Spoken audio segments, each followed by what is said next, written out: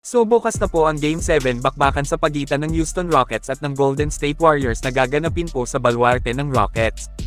Matapos ma-down 3 ang Houston mga kaibigan ay bumilib ang marami sa focus at tibay ng kanilang buong samahan, dahil tuluyan lang naman silang nakabalik sa series versus GSW kung saan dalawang magkasunod-sunod po na tinalo ng Rockets ang gold-blooded. The Rockets stave off elimination, and now tonight, they do it on Warriors ground. Fouling, look at Steven Adams, excellent time, he comes over a lane. Man, he's the ultimate man. He's just an enforcer down there. He's like a big caveman in this era of small basketball. At bukas sa mangyayaring Game 7 nila ay madami na ang naniniwalang sila ang mananalo dahil nga sa hawak po ng team ang home court advantage. You force the others to beat you. Four corners for the Rockets, now into Şengün.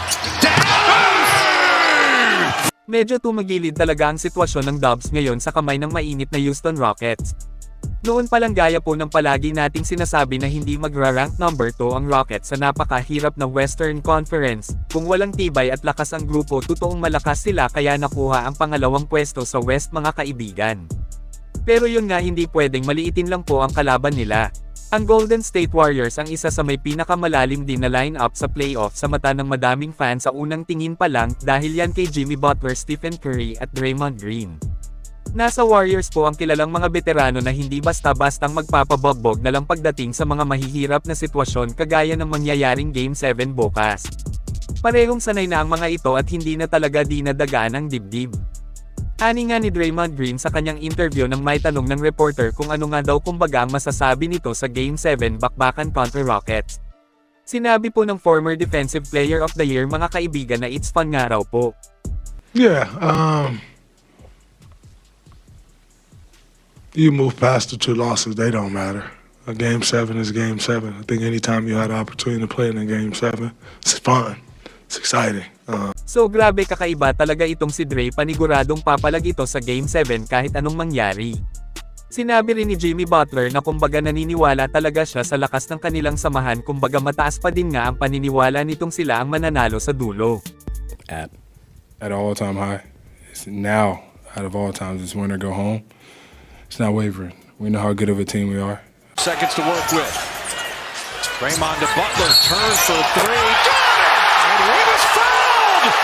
So exciting po kung ano ang mangyayari sa kanilang magiging banggaan bukas. Ang mananalo sa dalawang grupo ay ang siyang pwedeng tawaging mas malakas. Kung mananalo ang gold-blooded ay malaking upset din po ito dahil rank number 7 lang sila samantalang rank number 2 po ang kanilang kinalaban. Ang concern po natin para sa GSW ay halatang hindi nga talaga gumagana ang small ball lineup ni Kerr sa naglalakihang gamit ng Rockets sa rotation nila. Kitang-kita po na parang pinaglalaroan lang sila ng Houston, ang liliit po nila kaya naman dapat po nabalasahin ni Steve Kerr ng mabuti ang lineup nila.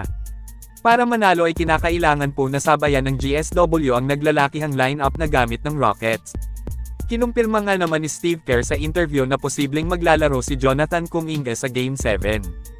At gagamitin na si Kevon Looney para pigilan si Steven Adams sa loob.